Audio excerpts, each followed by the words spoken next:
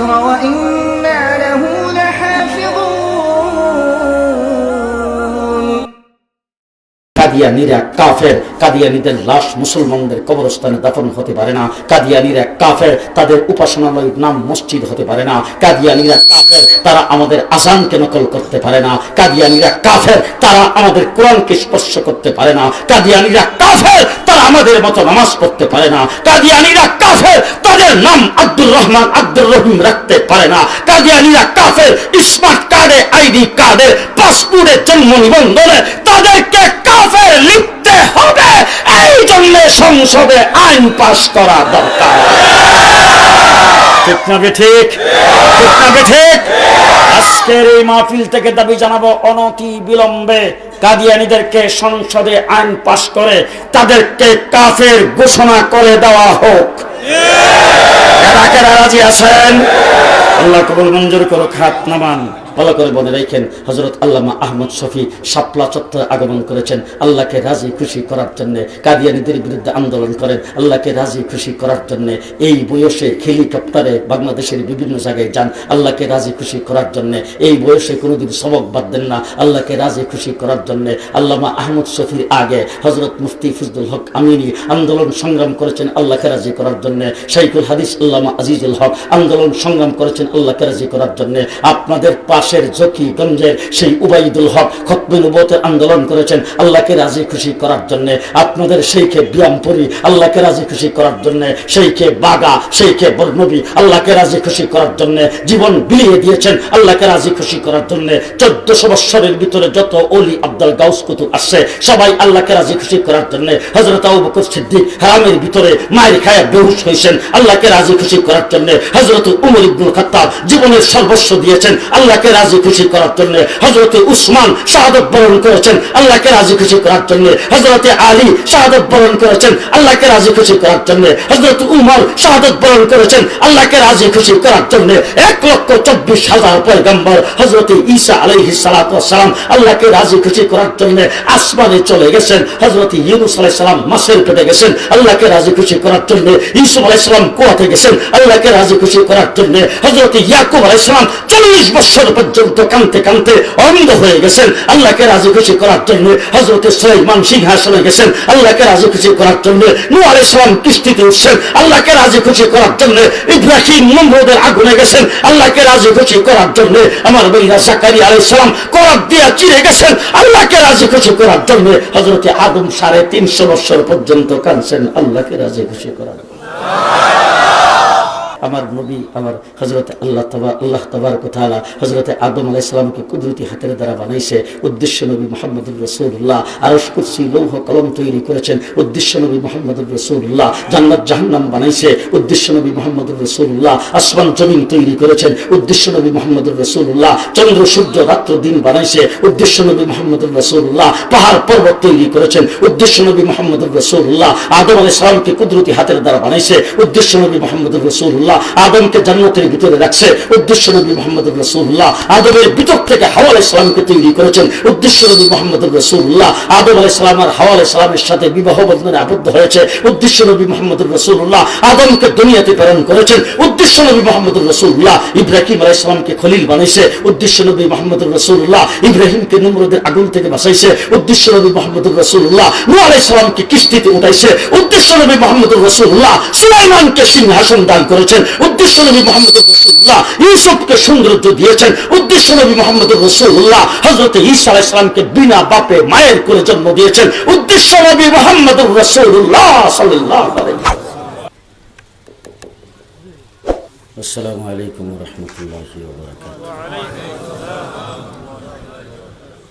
মুহাব্বতের সাথে দুরূদ শরীফ পড়ি। আল্লাহুম্মা সাল্লি আলা মুহাম্মাদ ওয়া আলা আলি মুহাম্মাদ কামা সাল্লাইতা আলা ইব্রাহিম ওয়া আলা আলি ইব্রাহিম ইন্নাকা হামিদুম মাজিদ।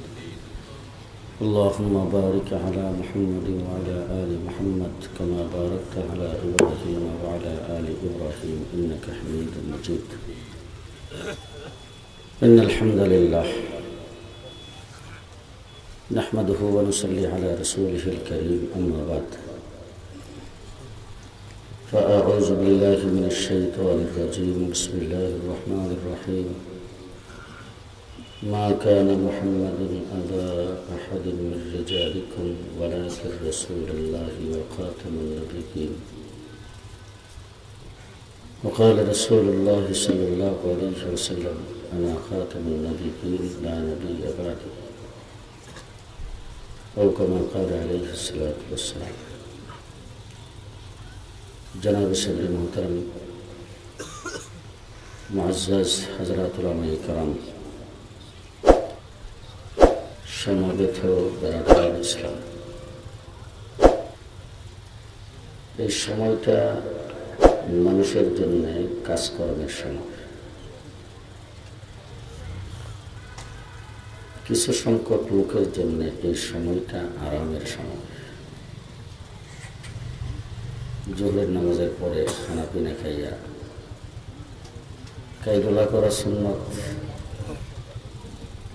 এই সুন্নত মোতাবেক কেউ আরাম করে। এই সময়ে আল্লাহ পাক আমাদেরকে জান্নাতের বাগানে বসার তৌফিক দান করেছেন। এই জন্য সবাই বলে এটা এই মাঠটা মনে হয় খেলার মাঠ নাকি? খেলার এখানে খেলাধুলা হয়, গান বাজনা হয়, জনসভা হয়, সমাবেশ হয়, রাজনৈতিক দলের বিভিন্ন প্রোগ্রাম হয় না? আপনারা আমার বাংলা কথা বোঝেন তো? বুঝলে আপনাদের কি পেটে খিদা লাগছে? খিদা নেই তো? আওয়াজ করতে অসুবিধা আছে? যত ধরনের সমাবেশ হয়, যত মানুষ যোগদান করেন, কিন্তু আজকের এই সমাবেশ হওয়ার কারণে মাঠটা জান্নাতের বাগান। কিসের বাগান? জান্নাতের। আচ্ছা, আপনারা বলেন তো, আপনাদের বিয়ানীবাজারের ভিতরে বা এন্টার সিলেটের ভিতরে জান্নাতের বাগানের চাইতে দামি কোন জায়গাটা?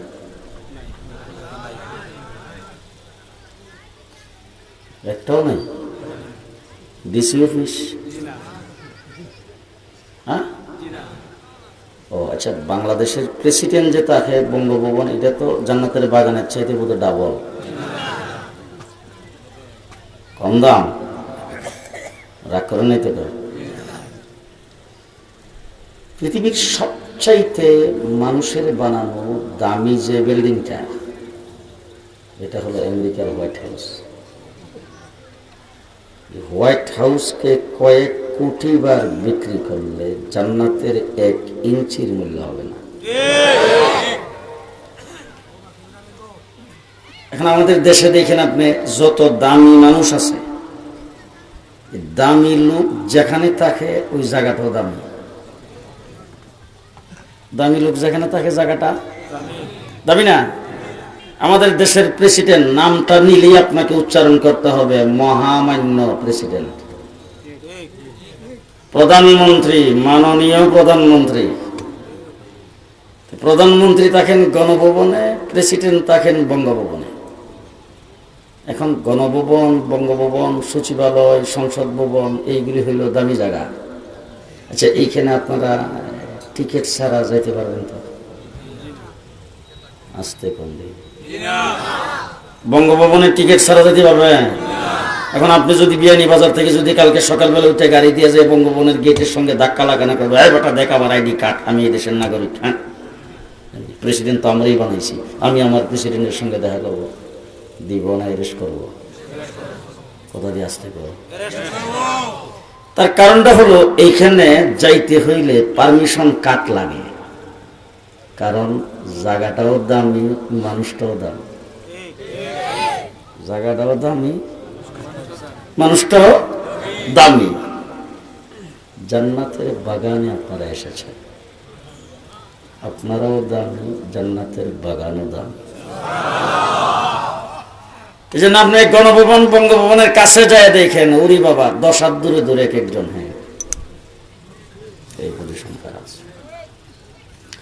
আবার দেখবেন বাউন্ডারি ওয়ালের উপরে, দোতলার উপরে ঘর বানাইছে। এই ঘরের মধ্যে বন্দুকের নল দেখা যায়। এভাবে খায়। কারণটা কি? কারণটা হলো দামি মানুষ, ওনার চতুর্দিকে নিশ্ছিদ্র নিরাপত্তা দিতে হবে, ঠিক না? এবার আপনারা যদি আজকে বিয়ানীবাজারে কোথাও প্রেসিডেন্ট আর প্রধানমন্ত্রীকে দাওয়াত দেন, তাইলে দেখবেন যে নিচে চতুর্দিকে পুলিশ থাকবেই। পেপার, পত্রিকায়, ফেসবুকে, বিভিন্ন মিডিয়ায় আসতে থাকবে মাননীয় মহামান্য প্রেসিডেন্ট বিয়ানীবাজার আগমন উপলক্ষে সিলেট জেলার ডিসি এবং সিলেট বিভাগীয় কমিশনার তাহারা ওনার নিরাপত্তার জন্য 5,000 পুলিশ মোতায়েন করেছেন। এরকম কয়েকদিন আগের থেকে পেপার পত্রিকা আসতে থাকবে, তিনি যেই রাস্তা দিয়ে আসবেন সেই রাস্তায় পুলিশের বেষ্টনী থাকবে, এত রাত থেকে এতটা পর্যন্ত সেই রাস্তায় চলাচল নিষিদ্ধ। প্রেসিডেন্ট যদি কোথাও যায় বাংলাদেশের আকাশে হেলিকপ্টারে উঠলে এই আকাশে বাংলাদেশের ভিতরে অন্য হেলিকপ্টার ওড়া নিষেধ। আমরা বিভিন্ন জায়গায় মাহফিলে যাই হেলিকপ্টারে, অনেক সময় এরকম হয়, আমাদেরকে জানায় যে আজকে হেলিকপ্টার উড়বে না। কেন? বলে আজকে প্রেসিডেন্ট যাইতেছে জায়গায়। সাংঘাতিক ব্যাপার।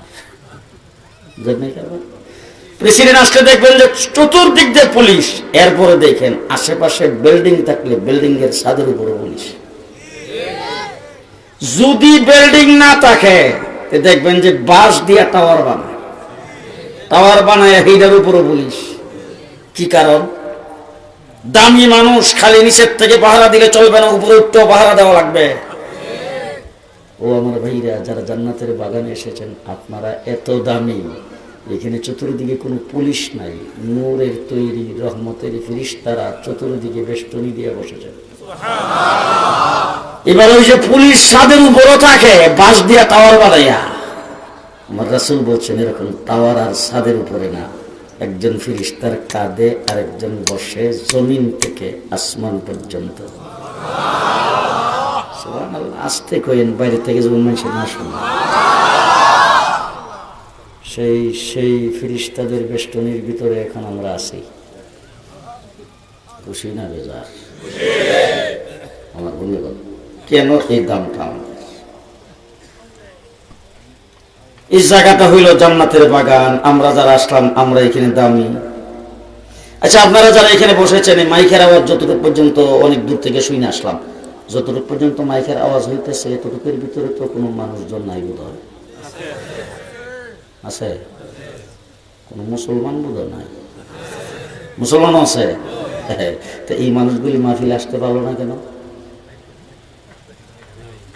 দামি জায়গা হইলে ওখানে ঢুকতে কাঠ লাগে। আল্লাহ যাদের বাড়ি বাড়ি যায় কাঠ পৌঁছায় দিছে এরাই আসতে পারছে, যারা কাঠ পাই নাই মাইকের আওয়াজ শুনলেও আসতে পারবে না। কথা বুঝে আসতেছে?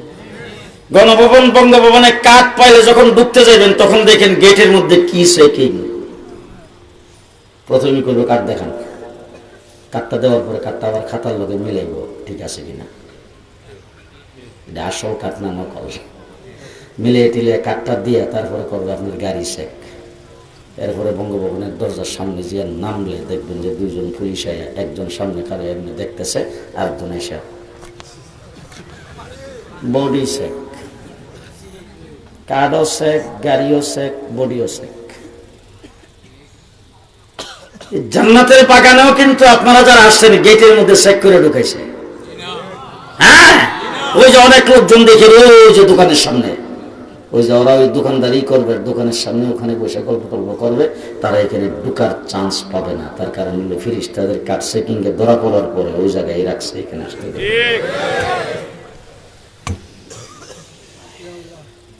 এই যে দাম, সম্মান, ইজ্জত আমাদের সবচাইতে বেশি। কেন? কারণটা হইল আমাদের নবী দামি। কেডা দামি? নবী দামি। যে ভিআইপি একজন মেহমান আসছে, আইসা ঢাকায় এয়ারপোর্টে নামছে, এয়ারপোর্টে আমরা ওনাকে গেলাম রিসিভ করার জন্য। ঢাকা শহরের বেশ অনেক ওলামায়ে কেরাম, উলামায়ে কেরাম গেছে রিসিভ করার জন্য, যায় দেখি ভিআইপি লাউঞ্জের গেটের মধ্যে অনেক মাদ্রাসার মুহাদ্দিস, মুহতামিম, মুফতি অনেকে এখানে খাড়া, ভিতরে ঢুকতে দেয় না, এখানে ঢোকা যাবে না, কাঠ ছাড়া ঢোকা যায় না, ভিআইপিরা শুধু এখানে ঢোকে। আমি ওখানে যাই, সে পরিচয় দিলাম, আমার ঢুকতে দিলাম, ভিতরে ঢুকে গেলাম। একটু আমি যে ভিতরে ঢুকিয়া বললাম যে দেখেন অনেক মাদ্রাসার মুহতামিম, মুহাদ্দিস দাঁড়ায় রয়েছে, এদেরকে একটু ঢুকতে দিলে অসুবিধাটা কি? মেহমান আসতেছে, মেহমান আসলে তো তারা সকলের সঙ্গে সালাম সালা করে মেহমানকে রিসিভ করে তো চলেই যাবে, ভিআইপি ছাড়া ঢুকতে পারবে না। একটু পরে দেখি 12-14 বছরের একটা ছেলে মার করে ভিতরে ঢুকে গেছে, আমরা এক আলেমের ছেলে, নাম কমুনা, এর ভিতরে ঢুকছে। আমি বললাম যে এর বড় বড় উস্তাদ রাখা রয়েছে, বাপের সমান লোকজন, এর বাপের সাথে যাদের চলাফেরা এরা ওখানে দাঁড়িয়ে দিচ্ছে, হেরিদি ওখানে কোনো বাধা দিলেন না, ঢুকতে দিলেন। আমার দিকে তাকায় হুজুরে এমপি সাহেবের বলা, কার বলা? আমি বললাম যে 14 বছরের ছেলেটা এমপি সাহেবের ভোলা হয়েছে, তাতে ঢুকতে দিয়ে দিলেন, কি ঘটনা? বলে হুজুর এমপির ভোলা অটোমেটিক ভিআইপি। ঘুমাইছেন আপনারা? এমপি সাহেবের ছেলে যদি অটোমেটিক ভিআইপি হয়, আমরা বিশ্ব নবীর উম্মত, আমরাও অটোমেটিক ভিআইপি।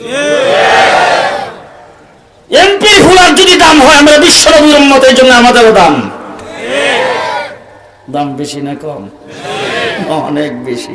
আল্লাহ রাব্বুল আলামিন বলেন, বিশ্ব নবীর উম্মত যারা, তোমরা ভালো করে শুনে রাখো, ইন্নাল্লাহ আশতারা মিনাল মুমিনিন, আমি আল্লাহ পাক তোমাদের সাথে ব্যবসা করি।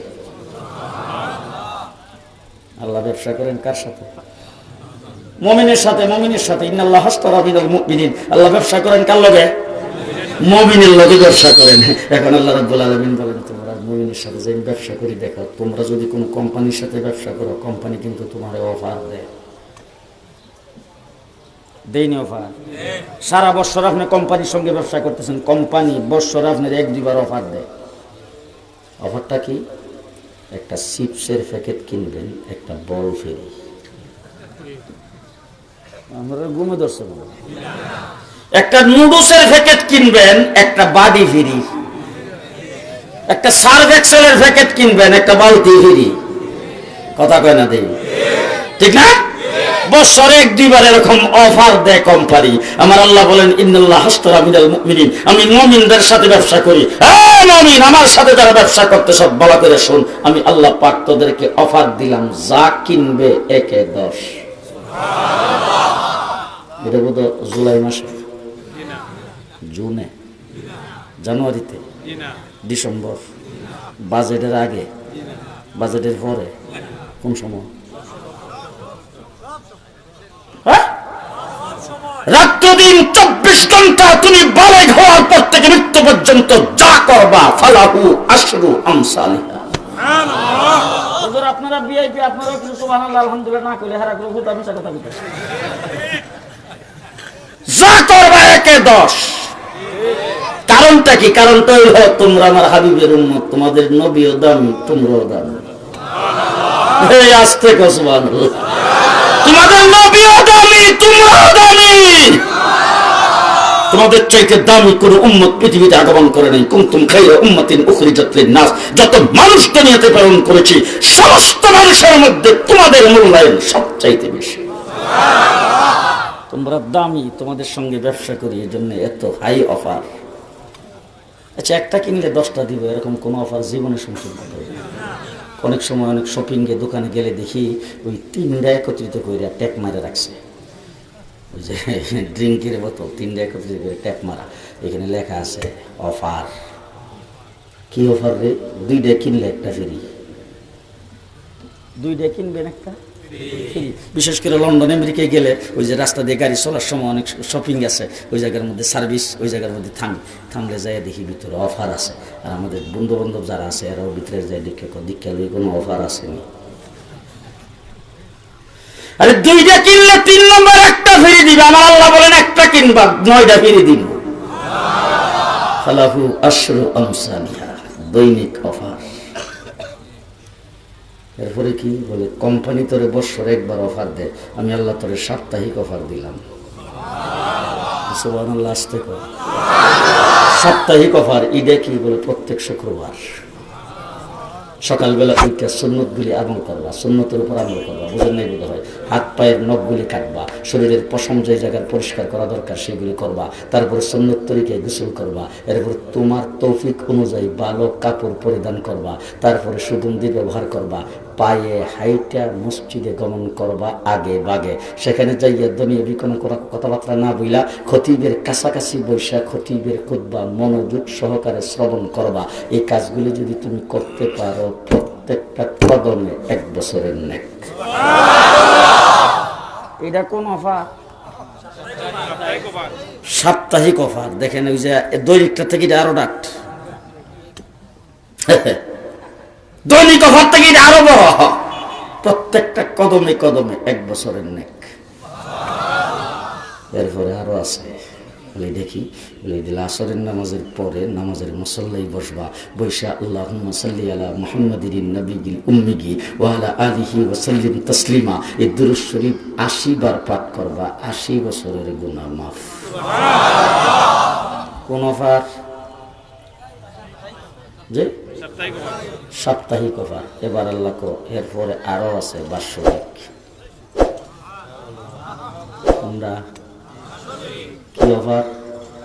বাৎসরিক অফার। বলে সেই অফারটা কি? কুতিবা আলাইকুমুস সিয়ামু কামা কুতিবা আলাল্লাযিনা মিন ক্বাবলিকুম শাহরু রমাদানাল্লাযী উনজিলা ফীহিল কুরআন। আল্লাহ রাব্বুল আলামিন বলেন বাৎসরিক অফার, রমজান মাস যেই মাসে কোরআন নাজিল করছি এই মাসে যা করবা একে 70 দিন করবা, একটা ভাইবা 70টা। দুনিয়ার কোন কোম্পানি দিব? যারা আমেরিকার লগে ব্যবসা করে হেরারে বুঝে দেয় কি এর দিব? লুটটা লয়ে যাচ্ছিল সব।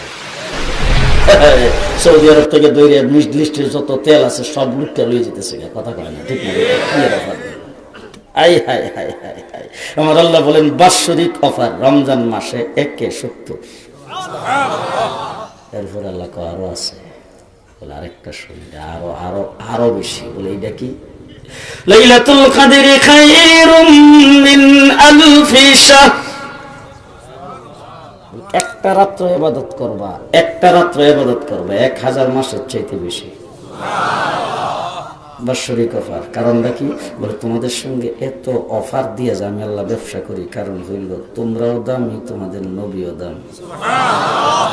তোমরাও দামি, তোমাদের নবীও দামি। মুহাম্মদ রাসূলুল্লাহ সাল্লাল্লাহু আলাইহি ওয়াসাল্লামকে আল্লাহ পাক সবচাইতে বেশি দাম, মূল্য, ইজ্জত দিয়া আল্লাহ বানাইছে। কথাটা বোধহয় আপনাদের বুঝাইতে পারিনি। আচ্ছা, আমার নবীর ইজ্জত সম্মান খুব দূর।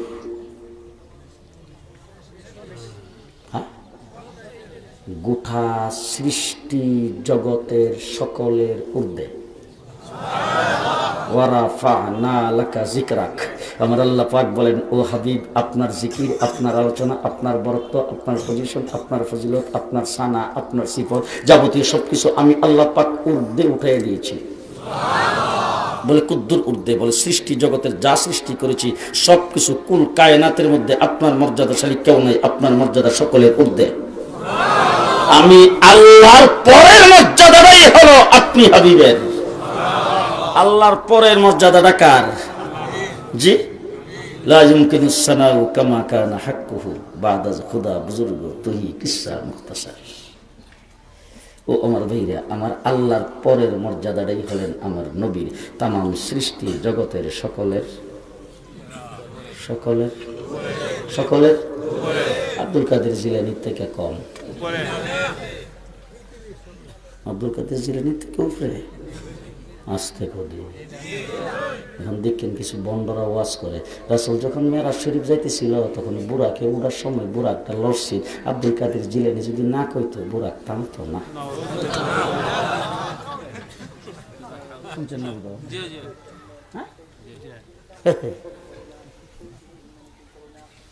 একটা মহিলার একটা বাচ্চা, একটা ছেলে, একটাই মাত্র সন্তান। এই সন্তানটা ফিরে মেরেছে।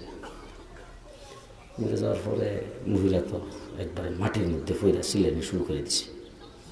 আমার একজন এই ওয়াজ শোনাইছে, এক বাসার মধ্যে গেছি, পরে কইতেছে হুজুর এই ওয়াজ তো আপনারাও করেন, আপনার ওয়াজ হুজুর হুজুর আমি ইউটিউবে তারপরে ক্যাসেটে বিভিন্ন জায়গায় শুনি, আর একটা ওয়াজ হুজুর কয়েকদিন আগে শুনছি, ওয়াজটা যে করছে হুজুর একবারে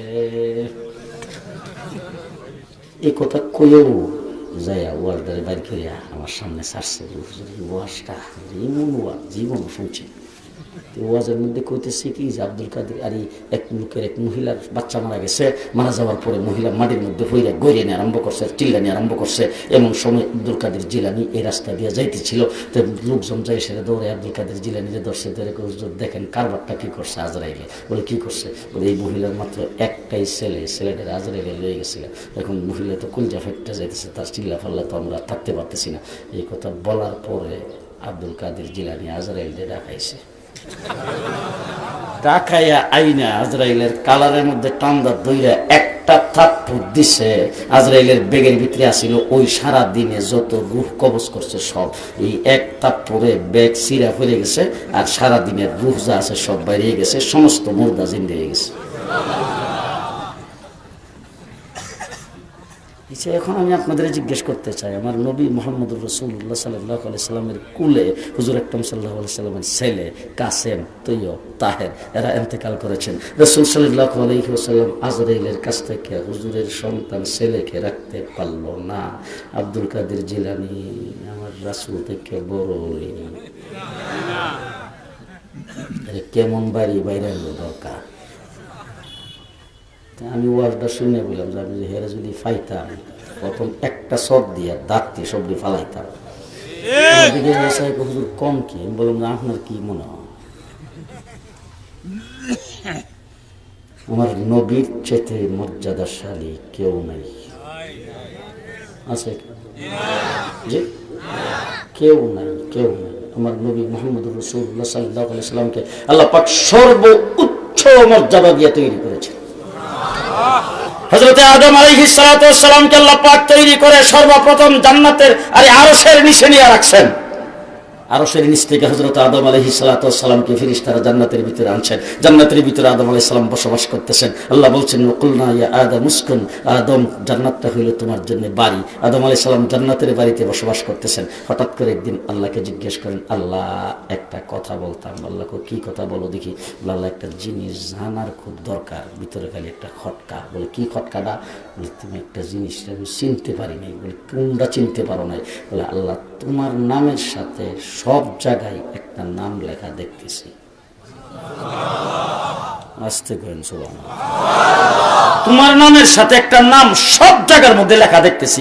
এই নামটা কার তুমি তোমার সাথে লিখে রাখলা? এই নামটা তো চিনলাম না, এই জন্য তোমার কাছ থেকে জানতে চাই। আল্লাহ রাব্বুল আলামিন বলেন তুমি কোনখানে দেখলা আমার নামের সাথে নামটা লেখা? বলে কেন? আমাকে যখন আরশের নিচে রাখা হয়েছে, আমি আরশের দিকে চোখ তুললে তাকাই দেখি আরশের মধ্যে বড় করে লেখা লা ইলাহা ইল্লাল্লাহ, সাথে লেখা মুহাম্মাদুর রাসূলুল্লাহ। এরপরে ফেরেশতারা আমাকে আনতে গেছে আরশের নিচ থেকে, ওই ফেরেশতাদের প্রত্যেকটা ফেরেশতার কপালের মধ্যে লেখা লা ইলাহা ইল্লাল্লাহ, সাথে আছে মুহাম্মাদুর রাসূলুল্লাহ। এরপরে যখন ফেরেশতারা আমাকে জান্নাতের ভিতরে ঢুকাবে, আয়েশা দেখি জান্নাতের গেটের মধ্যে বড় করে লেখা লা ইলাহা ইল্লাল্লাহ মুহাম্মাদুর রাসূলুল্লাহ। এরপরে জান্নাতের ভিতরে যখন ঢুকলাম, ঢুকে দেখি জান্নাতের ফল আর ফুলের বাগানের সমস্ত গাছের পাতায় পাতায় লেখা লা ইলাহা ইল্লাল্লাহ, সাথে মুহাম্মাদুর রাসূলুল্লাহ। এরপরে জান্নাতের ভিতরে চেয়ার, টিভি, খাট, পালং যত প্রকারের আসবাবপত্র আমাকে ব্যবহার করতে দেওয়া হয়েছে, প্রত্যেকটা আসবাবের গায়ে লেখা লা ইলাহা ইল্লাল্লাহ মুহাম্মাদুর রাসূলুল্লাহ। এরপরে জান্নাতের ভিতরে রং বেরঙের খাবার আমাকে দেওয়া হয়, প্রত্যেকটা খাবারের লেবেলের উপরে লেখা লা ইলাহা ইল্লাল্লাহ মুহাম্মাদুর রাসূলুল্লাহ। আল্লাহ রাব্বুল আলামিন হযরত আদম আলাইহিস সালামকে ডাক দিয়ে বলেন, আদম চিনো নাই? বলে না আল্লাহ চিনি নাই। আল্লাহ বলেন তোমাকে একটা জিনিস দিয়ে শুধু বুঝাইতে চাই, লাউলা কালামা খালাকতুকা ইয়া আদম, তারে যদি না বানাইতাম তোমারও বানাইতাম না। তারে যদি না বানাইতাম তোমারও বানাইতাম না। তাহলে আমার নবী মুহাম্মদুর রাসূলুল্লাহ সাল্লাল্লাহু আলাইহি ওয়াসাল্লামকে যদি না বানাইতেন, তামাম পৃথিবীর তামাম জাহানের কিছুই বানাইতেন? কথাটার মধ্যে সন্দেহ আছে বোধহয় আপনাদের। যদি আমার নবী পৃথিবীতে না আইতো, বিয়ানী বাজার হইতো? চার খাই Beanibazar to Sylhet route, বৈরবের bridge, Surma bridge, Sylhet city কিছুই হইতো না। আপনাদের ওই যে আপনাদের এই যে সাইফুর রহমান সাহেব অর্থমন্ত্রী হইতে পারতো না, কিবরিয়া সাহেব অর্থমন্ত্রী হইতে পারতো না, আব্দুল মালা হইতে পারতো না। কারণ আমার নবী যদি পৃথিবীতে নাই তো বাংলাদেশ নামের দেশ হইতো না, ৭১ মুক্তিযুদ্ধ হইতো না, শেখ মুজিবের বাসন হইতো না, ভারত নামে দেশ হইতো না, গোটা পৃথিবী হইতো না, চন্দ্র সূর্য কিছুই হইতো না। আমার নবীর খাতিরে সব, ঠিক না ঠিক? ও আমার ভাইরা, কোন দিক থেকে আপনাদেরকে রাসূলের মর্যাদা বুঝাবো আমি? কারণ আমার তো সেই যোগ্যতাও নাই। মুহাম্মদ রাসূলুল্লাহ সাল্লাল্লাহু আলাইহি ওয়াসাল্লামের মর্যাদা কতটুকু সেটা বলার মতো সেই জবান তো আমার নাই। আমার রাসূল সাল্লাল্লাহু আলাইহি ওয়াসাল্লামের মর্যাদা বর্ণনা করতে হলে আবু বকর সিদ্দিকের জবান লাগবে, আবু বকর সিদ্দিকের জবান লাগবে। আমার রাসূল সাল্লাল্লাহু আলাইহি ওয়াসাল্লামের মর্যাদা, তার বরত্ব, তার স্টেজ, তার মকাম, তার ওয়াকার, তার ইজ্জত, এই সম্পর্কে আলোচনা হযরত আবু বকর সিদ্দিক থেকে শুরু হয়েছে। হযরত আবু বকর সিদ্দিক থেকে শুরু হয়েছে, সোয়া লক্ষ সাহাবায়ে কেরাম করেছেন, তারপর আইম্মায়ে মুজতাহিদিন করেছেন, এরপরে আজকে 1450 বছর ওলি আব্দুল গাউস কুতুব সকলেই করেছেন, ওয়াজ মাহফিলের খুতাবারা করেছেন, মুফাসসিরিনে কেরাম করেছেন, মুহাদ্দিসিনে কেরাম করেছেন, বড় বড় সাহিত্যিকের জন্ম হয়েছে, তারা বিভিন্ন বই পুস্তক লেখে রাসূলের মর্যাদা, ইজ্জত, শান, হুজুর আকরাম সাল্লাল্লাহু আলাইহি ওয়াসাল্লামকে নিয়ে আলোচনা করেছেন। সেই আলোচনা কিন্তু শুরু হয়েছে আল্লাহ তাবারক ওয়া তাআলা রাসূলকে দুনিয়াতে প্রেরণ করার পর থেকে। হুজুর আকরাম সাল্লাল্লাহু আলাইহি ওয়াসাল্লামের দুনিয়াবি আলোচনা শুরু হয়েছে, 1450 বছর হয়েছে, কিয়ামত পর্যন্ত রাসূলের শান বর্ণনা হইতেই থাকবে, কিন্তু শেষ হবে না, শেষ হবে জি। হুজুর আকরাম সাল্লাল্লাহু আলাইহি ওয়াসাল্লামের মর্যাদা কতটুকু দিয়েছেন, সেই মর্যাদাটা তো আমি কোন ভাষায় বর্ণনা করব? সেই ভাষাও আমার কাছে নেই, সেই যোগ্যতা নেই, সেই এলেমও নাই, সেই জবানও নাই। ও আমার ভাইরা, হুজুর আকরাম সাল্লাল্লাহু আলাইহি ওয়াসাল্লামকে আল্লাহ পাক বানাইছেন হাবিবুল্লাহ। কি বানাইছেন? হাবিবুল্লাহ। আরেকজন নবীকে আল্লাহ বানাইছেন খলিলুল্লাহ। ইব্রাহিম আলাইহিস সালাম খলিলুল্লাহ, আর আমার নবী একজন হাবিব আর একজন খলিল। এবার আপনাদেরকে জিজ্ঞাসা, উলামায়ে কেরামকে জিজ্ঞাসা করে দেখেন, আজকেরা যাইয়া বাসায় যায় সেটা আপনারা ডিকশনারি খুলবেন, ডিকশনারি লোগাত খুললে দেখেন খলিল অর্থ দুস্থ, হাবিব অর্থ দুস্থ। বুঝছে না বোধ হয়। ফ্রেন্ড খলিল ফ্রেন্ড, হাবিব আর ফ্রেন্ড না করলে আপনারা বুঝবেন কেন ডিজিটাল যুক্ত। দুস্থ তো এখন আর নাই, এখন হলো ফ্রেন্ড, ঠিক না?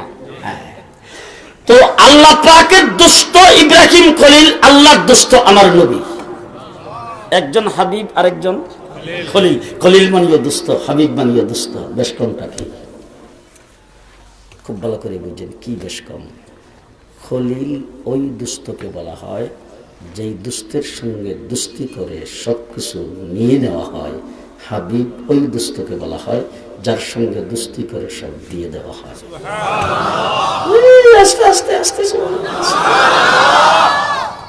এই রে মহানবীর উম্মত, আমার নবীর মর্যাদা কত। ইব্রাহিম, তোমার আমি খলিল বানাবো। বলে আল্লাহ কি করতে হবে? বলে তোমার মালগুলি আমার রাস্তায় দিয়ে দাও। ইব্রাহিম আলাইহিস সালাম মাল বিতরণ করে দিয়েছি মেহমানদারি করে। ইব্রাহিম, তোমার খলিল বানাইতাম, তোমার কলিজার টুকরা সন্তানকে আমার রাস্তায় দিয়ে দাও। ইব্রাহিম আলাইহিস সালাম সন্তানকে ছুরির নিচে রেখে দিয়েছে জবাই করার জন্য। ইব্রাহিম, তোমাকে খলিল বানাবো, তোমার জানটা আমার রাস্তায় দিয়ে দাও। ইব্রাহিম নমরুদের আগুনে জাপ দিয়ে পড়ছে জান দেওয়ার জন্য।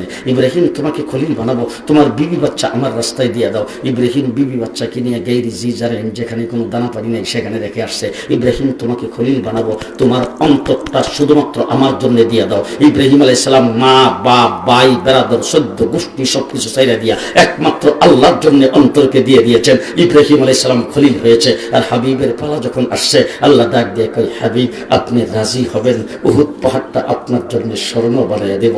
ও হাবিব, রাস্তার কিনারে দাঁড়িয়ে আপনি হাত উঠাবেন, আবু হুরায়রার মার অন্তরে হেদায়েত পৌঁছায় দেব।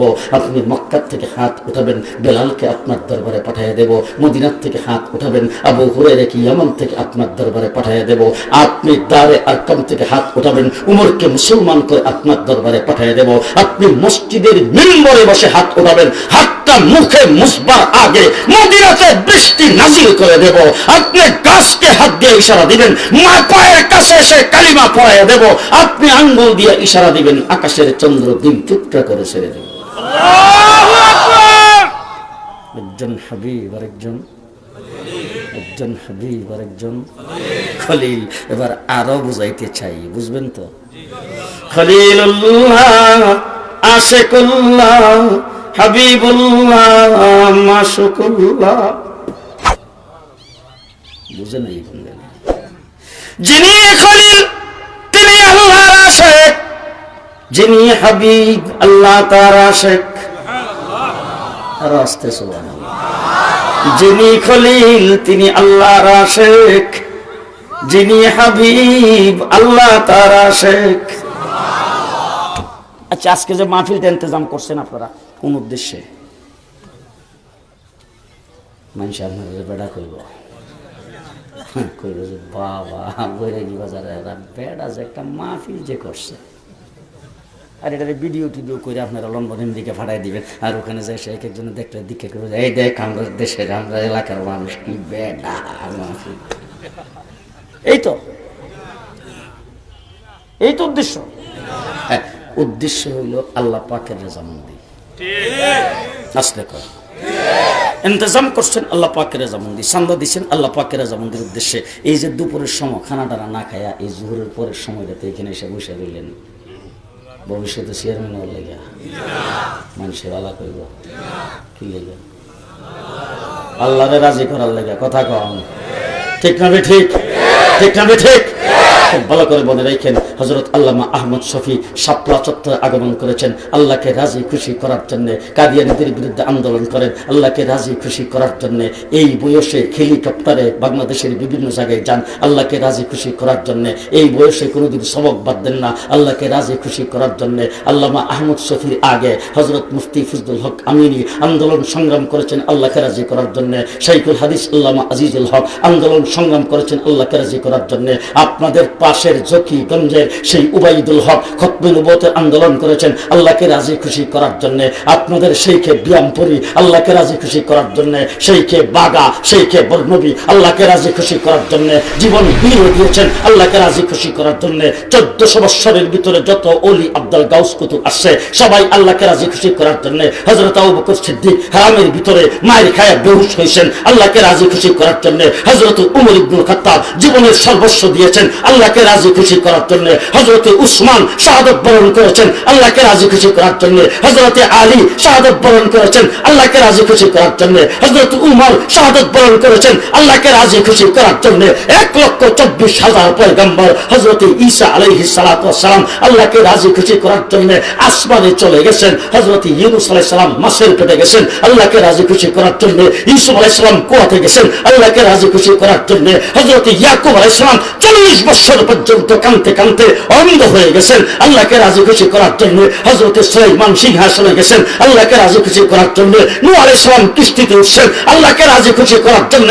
ইব্রাহিম নমরুদের আগুনে গেছেন আল্লাহকে রাজি খুশি করার জন্য। আমার ভাইরা জাকারিয়া আলাইহিস সালাম করাত দিয়া চিরে গেছেন আল্লাহকে রাজি খুশি করার জন্য। হযরত আদম 350 বছর পর্যন্ত কাঁদছেন আল্লাহকে রাজি খুশি করার জন্য। কারে রাজি করতে? কারে? আল্লাহকে রাজি করতো। তাইলে সবাই আল্লাহকে রাজি খুশি করার জন্য পাগল। আর আমার আল্লাহ কি বলেন? ওয়ালা সাউফা ইউতিকা রাব্বুকা ফাতারদা। আস্তে আস্তে সুবহানাল্লাহ। ওয়ালা সাউফা ইউতিকা রাব্বুকা ফাতারদা। ও হাবিব, ও মাহবুব, ও হাবিব, ও মাহবুব, আপনার রব আপনাকে দিতেই থাকবে, দিতেই থাকবে, দিতেই থাকবে। দিতে দিতে ফাতারদা আপনাকে রাজি কইরা ছাড়বে। আপনার রব আপনাকে দিতেই থাকবে, দিতেই থাকবে, দিতে দিতে আপনাকে রাজি কইরা ছাড়বে। আল্লাহ রাসূল সাল্লাল্লাহু আলাইহি সাল্লাম কো আল্লাহ দিব আমিও তাড়াতাড়ি রাজি হইতাম না। বলেন না সুবহানাল্লাহ। আল্লাহ দিব আমিও তাড়াতাড়ি রাজি হইতাম না। সাহাবায়ে কেরাম জিজ্ঞেস করছেন হুজুর আল্লাহ তো কইছে ফাতারদা আপনাকে রাজি কইরা ছাড়বে, এখন আপনি কুদ্দুর পর্যন্ত হইলে রাজি হইবেন?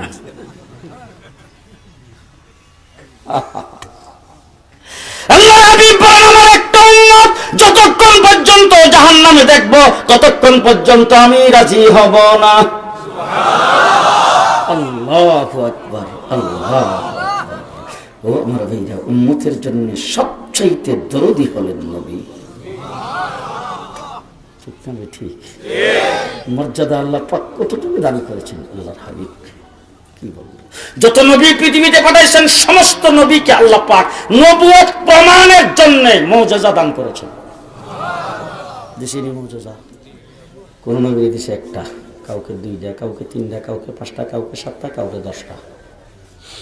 বুজুর্গানে দিন লেখছেন সমস্ত মুজিজা আদম থেকে ঈসা পর্যন্ত যত নবীরে যত মুজিজা দিছে, আপনারা বুঝতেছেন তো? এই সমস্ত মুজিজা একত্রিত করে যদি গড়ে ভাগ করা হয়, ক্যালকুলেটর মেশিন বা আপনাদের হাতের মোবাইল দিয়ে গড়ে ভাগ করলেন আর কি, গড়ে ভাগ করলে সমস্ত নবীর বাগে গড়ে 3টা করে পড়ে। কয়টা করে?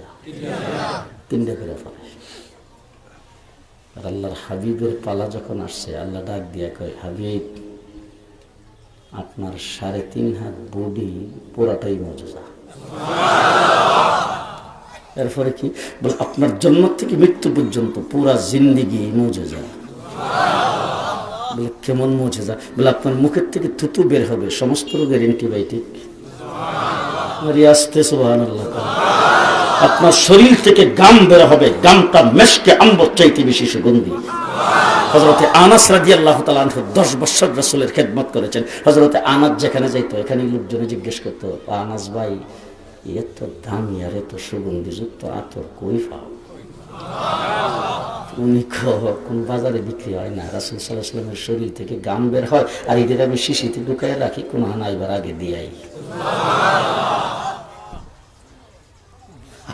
হুজুর আকরাম সাল্লাল্লাহু আলাইহি ওয়াসাল্লামকে আল্লাহ বলেন, ও হাবিব আপনার মাথার থেকে পায়ের পাতা পর্যন্ত 3.5 হাত বডি মুজিজা। আপনার প্রস্রাব হবে মেশকে আম্বর চাইতে বেশি সুগন্ধি। আপনি ঘুমাইবেন মুজিজা, আপনি জাগবেন মুজিজা, আপনি শুইবেন মুজিজা, আপনি বসবেন মুজিজা, আপনি দাঁড়াইবেন মুজিজা, আপনি হাঁটবেন মুজিজা, আপনি উপরের দিকে চোখ উঠাইবেন মুজিজা, আপনি সোজা হয়ে তাকাইবেন মুজিজা, আপনি নিচের দিকে তাকাইবেন মুজিজা, আপনি চোখ বন্ধ করবেন মুজিজা, আপনি হাসবেন মুজিজা, আপনি কাঁদবেন মুজিজা, আপনি হাত উঠাইবেন মুজিজা, আপনি হাত লাড়া দিবেন মুজিজা, আপনি আঙ্গুল লাড়া দিবেন মুজিজা, আপনার সমস্ত কাজকর্ম সব মুজিজা। মুহাম্মদুর রাসূলুল্লাহ সাল্লাল্লাহু আলাইহি ওয়াসাল্লামের সব কিছু মুজিজা। আমার রাসূল সাল্লাল্লাহু আলাইহি ওয়াসাল্লাম সাহাবায়ে কেরামকে নিয়ে গেছেন এক জায়গায়, ওই জায়গার মধ্যে সাহাবায়ে কেরাম এসে বলতেছে, হুজুর পানির বংশ নাই, উযু করার পানি নেই, বেড়া বকরীদেরকে পান করাইবার পানি নেই, উটগুলি পানির পিপাসায় কাতর হয়ে আছে, হুজুর আমাদের পানির কোনো ব্যবস্থা নেই, উযু করবো কি দিয়া, পানি পান করবো কি দিয়া? রাসূল সাল্লাল্লাহু আলাইহি ওয়াসাল্লাম কইছে, তোমাদের যার যার কাছে পানির ভাণ্ডগুলি আছে এগুলি নিয়ে আসো, পানির পাত্রগুলি নিয়ে আসো। পানির পাত্রগুলি নিয়ে আসছে, আসার পরে হুজুর একটা বর্তন দিছে, দিয়ে বলছে এটার মধ্যে জারা দাও। জারা দিছে, কাহারোটার থেকে 1 ফোঁটা, কাহারোর থেকে আধা ফোঁটা, কাহারোটার থেকে 2 ফোঁটা এরকম পড়ছে। রাসূল এই ভাণ্ডটার উপরে, এই বর্তনটার উপরে হাতটা এইভাবে রেখা এইভাবে ঘষা দিয়েছেন। কিতাবে আসছে হুজুরের হাতটা ভিজে না, একটু গামের মতো হয়েছে, গামের মতো। রাসূল হাতটা উঠাইয়া আঙ্গুলগুলি এইভাবে ফাঁক করে ধরেছেন, প্রত্যেকটা আঙ্গুলের ফাঁক থেকে নহর জারি হয়েছে। মুহাম্মদুর রাসূলুল্লাহ সাল্লাল্লাহু আলাইহি ওয়াসাল্লামকে আল্লাহ পাক বলেন, আপনি যা করবেন সব মুজিজা। আপনার মুজিজার কোনো হিসাব নেই, মুজিজার কোনো হিসাব নাই, সারা জিন্দেগীর পুরোটাই মুজিজা।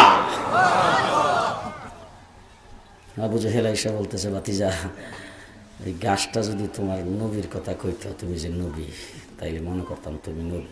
আল্লাহ নবী ডাক দিয়ে কইছে, গাছটা জায়গার থেকে কইলে হইব না, কাছে আয়া। রাসূল হাত দিয়ে এভাবে ইশারা দিয়েছেন, গাছ মাটি সহ রাসূলের পায়ের কাছে এসে কালিমা পড়তে পড়তে বিদায়। ও আমার ভাইরা, এই জন্য হুজুর আকরাম সাল্লাল্লাহু আলাইহি ওয়াসাল্লাম সম্পর্কে আমি আপনাদেরকে, আমার মতো একজন নালায়েক, আমার মতো একজন তালিবে ইলম, আমার মতো একজন ক্লাস প্রাইমারির ছাত্র আপনাদের সামনে যদি কিছু বলি আর কি, এখন বুজুর্গানের দিন থেকে যা শুনছি, খুব ভালো করে বুঝেন, যা শুনছি, আমি হইলাম একজন নকলার। আপনারা যারা আলিম হোসেন কিতাবাদি হয়ে রয়েছেন, আমি হইলাম নকলার। আমার ওই মুরব্বীদের কাছ থেকে যা শুনছি তা মানুষের কাছে কই।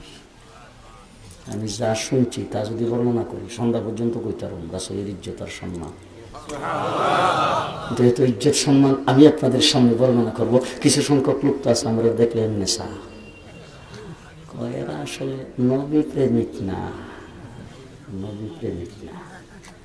কেন কিভাবে নবী প্রেমিক না? রবিউল আউয়াল মাসে এরা জিলাপির দাম বাড়ায় না। আমি দেখি না কি কম, হ্যাঁ? আমরা হয়তো রবিউল আউয়াল মাসে জিলাপি কম খাই, কিন্তু শাপলা চত্বরে রক্ত কম দিছি। কথা আসতে বলবেন, সোজা মাইক ছেড়ে দিয়ে চলে যাব।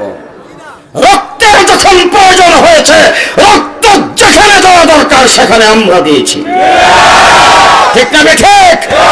মিষ্টি কম খাইতে পারি, নিরাসন্নতার উপর আমল কম করতে পারি, যেখানে রক্ত দেওয়ার প্রয়োজন সেখানেই আমরা, ঠিক কিনা? ঠিক কিনা? ঠিক কিনা? আজকে খুব ভালো করে মনে রাখেন, রাসূল সাল্লাল্লাহু আলাইহি সাল্লামের ইজ্জত আর সম্মান, হুজুরের মিলাদের পূজারীও, ও মিলাদের পূজারীরা ভালো করে শুনে রাখো, মিলাদের স্লোগান যারা দাও, বিশ্বনবীর আগমনের স্লোগান যারা দাও, আজকে গোটা বিশ্বে, শুধু বাংলাদেশে নয়, ভারতবর্ষে নয়, পাকিস্তানে নয়, গোটা বিশ্বে আসমানের নিচের জমিনের উপরে আমার নবীকে যদি কেউ চিনে থাকে, রাসূলের শান সম্মান ইজ্জত মর্যাদা সম্পর্কে কেউ যদি জেনে থাকে, সেই গ্রুপের নাম হলো উলামায়ে দেওবন্দের জামাত।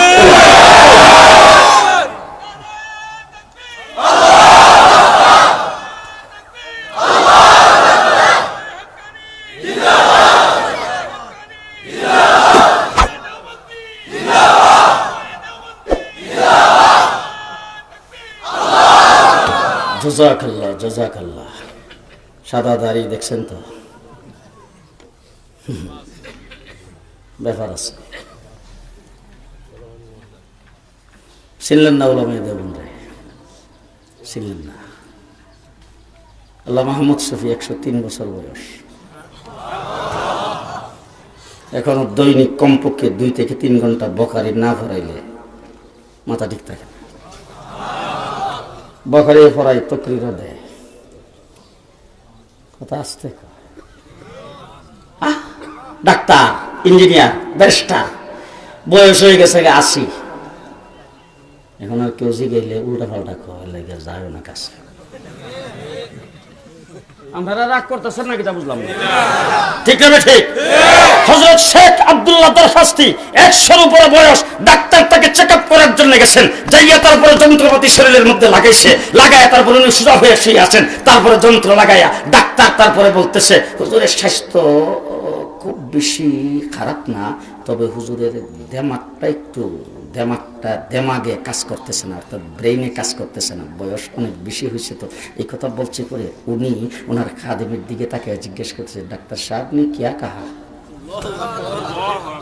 डॉक्टर साहब ने क्या कहा এখন কেউ কিছু কয় না। डॉक्टर साहब ने ये कहा है ना जो मेरे दिमाग में फतूर आ गया है, मेरे दिमाग काम नहीं करते हैं। डॉक्टर साहब को बोल दो 76 हदीस में से कौन सी हदीस मुझको पहुंचेगा, जहां से पहुंचेगा, अगर जवाब ना दूंगा तो गोली मार देना। আমাদের বুজুর্গানে দিন মৃত্যু পর্যন্ত দ্বীনের খেদমত করেছেন, ইসলামের সমাধান দিয়েছেন। কথা দিয়ে আসতে ঠিক না বেঠিক? ঠিক না বেঠিক? আজকে গোটা বিশ্বে যদি নবীর সুন্নাত জিন্দা করে থাকে, তার নাম উলামায়ে দেওবন্দ। গোটা বিশ্বে যদি আল্লাহর নবীর দ্বীনকে নিজের জান এবং মালের বাজি লাগায় কেউ ধরে রেখে থাকে, তার নাম উলামায়ে দেওবন্দ। ঠিক কি নজরে কম? আজকে বাংলাদেশের বাংলাদেশ 49 বছরের ভিতরে দাউদ হায়দার যখন ইসলামের বিরোধিতা করেছে, রক্ত আমরা দিয়েছি।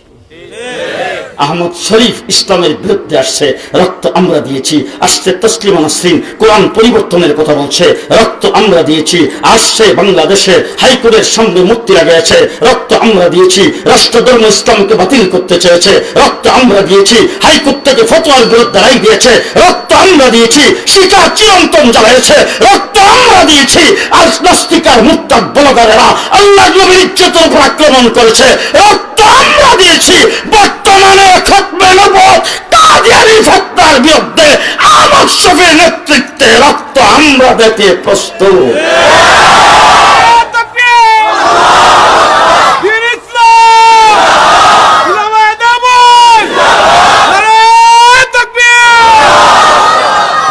মুসলমান, মুসলমান ভালো করে শুনে রাখবেন, আমার নবী বিশ্ব নবী মুহাম্মদুর রাসূলুল্লাহ সাল্লাল্লাহু আলাইহি ওয়াসাল্লাম আমার নবী, আউয়ালের নবী, আখিরের নবী। ঘুমান নাই তো জি, আমার নবী আউয়ালের নবী, আখিরের নবী। আল্লাহ পাক যত নবী দুনিয়াতে পাঠাইছে সমস্ত নবীকে আল্লাহ পাক 3 প্রকারের দায়িত্ব দিয়ে পাঠাইছে। তুমি এইটুক এরিয়ার জন্য নবী, এতটুক সময়ের জন্য নবী, যিনি পরে করেন 3 প্রকারের দায়িত্ব দিয়ে পাঠিয়েছেন।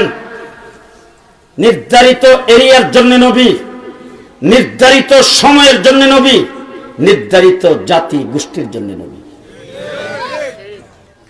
আমাদের দেশের আপনাদের এমপি সাহেবের কয় বছর মেয়াদ? আল্লাহ নবী পাঠাইছেন এরকম।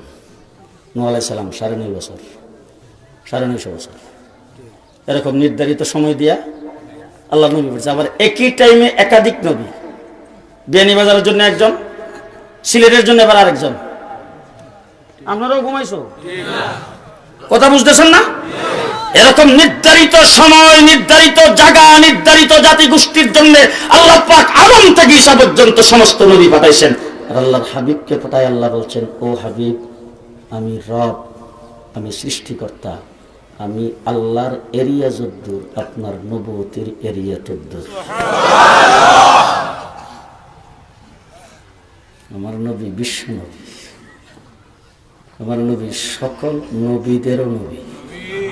আসতে কও, সকল নবীদেরও, জিনেরও নবী, মানুষেরও নবী, মাছেরও নবী, গাছেরও নবী, জমিনেরও নবী, আসমানেরও নবী, জান্নাতেরও নবী, জাহান্নামের নবী, আরশ, কুরসি, লৌহ, কলমের নবী, হুর, গিলমানের নবী, ফেরেশতাদের নবী, সমস্ত নবীদের নবী, আউয়ালের নবী, আখিরের নবী।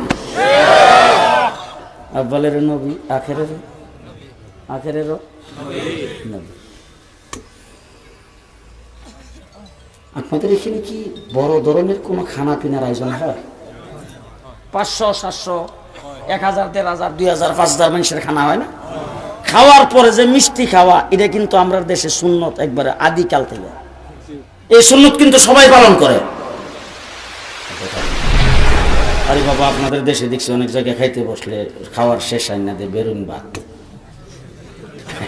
দিয়া, তারপরে নারিকেল, এরপরে চিনি, এরপরে মরিচা গুড়, দেখা দুধ টুধ দিয়া,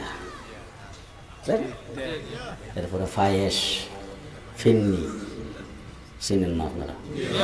জর্দা খাওয়ায় না? হ্যাঁ, তা আমি দেখছি আমার মেয়েদের বিয়ে দিছি, আমার বোনটুন বিয়ে দিছি, তো বিয়ের সময় বাবুর্চি আইসে, হুজুর মিষ্টি দ্রব্য কি খাওয়াইবেন, ফিন্নি, পায়েস না জর্দা? ওই আয়োজনটা আমার আগে দেন, এটা আমি তাড়াতাড়ি ফাঁক করি। মিষ্টি দেওয়ার আয়োজন, কিশমিশ, চিনি, চাউল এগুলি দেওয়ার পরে এইগুলি ফাঁক করে, আর পেঁয়াজটা যে কাটে, ওই যে গুস্ত টুস্ত কাটতে দইতে সারে, তাড়াতাড়ি কর, আমি মিষ্টিটা ফাঁক করতেছি, মিষ্টিটা ফাঁক করে আমি সাথে জলদি জলদি মশলা টসলা ঠিক কর। মশলা টসলা সব কিছু এরা ঠিক করতেছে, উনি কি ফাঁক করলো?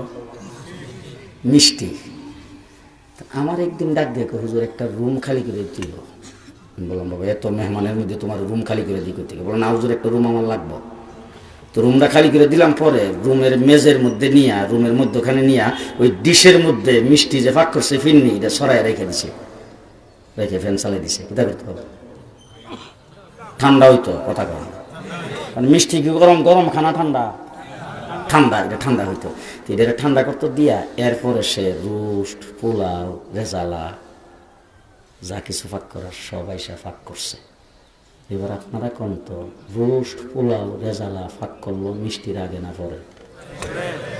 পরে। খাওয়ার টেবিলে তো যাইব পরে, মিষ্টি দিয়ে দিব আগে, খাওয়াইব কোনটা আগে? যেটা পরে ফাঁক করছে এটা খাওয়ার টেবিলে আগে, আর যেটা আগে ফাঁক করছে খাওয়ার টেবিলে পরে। আল্লাহ পাক কুল সৃষ্টি জগৎ সৃষ্টির আগে সর্বপ্রথম আমার নবীকে বানাইছেন আগে, দুনিয়াতে পাঠাইছেন পরে। বুঝে আসছে? এবার আর একটা বুঝেন, এই যে প্যান্ডেলটা তৈরি করছেন কিছুক্ষণের জন্য মাইনা নেন আর কি, পরে বাদ দিয়ে দিন। এই প্যান্ডেল, এই স্টেজ তৈরি আমি আজকে এখানে আসব এই উদ্দেশ্যে। আশ্চর্য, আমরা দাওয়াত দিয়েছেন কেন? সাহেব দাওয়াত কই? আজকের থেকে 1 বছর আগে আমার কাছ থেকে ডেট নিছে, ডেট আমার কাছ থেকে নিছে। এখন এই যে ইন্তজাম আমি এইখানে আসবো এই জন্যই তো। আমি যদি ডেট না দিতাম তাইলে ডেট অন্য সময় করে অন্য কাউকে আইনা করতেন। তাইলে আজকের ইন্তজাম আমি আসা উপলক্ষে, আমি হইলাম এই মাহফিলের উপলক্ষ, এই মাহফিলের মূল উদ্দেশ্য। কতক্ষণ পরে বাদ দিয়ে দিন, আমি এসেছি কিনা গেলে আমি হইলাম উদ্দেশ্য। আচ্ছা এবার বলেন তো, প্যান্ডেলটা আগে করছেন না আমি আইসি আগে? প্যান্ডেল আগে। ও মাইকটা বুধ হয় বাজার থেকে আনছেন আমি আসার পরে।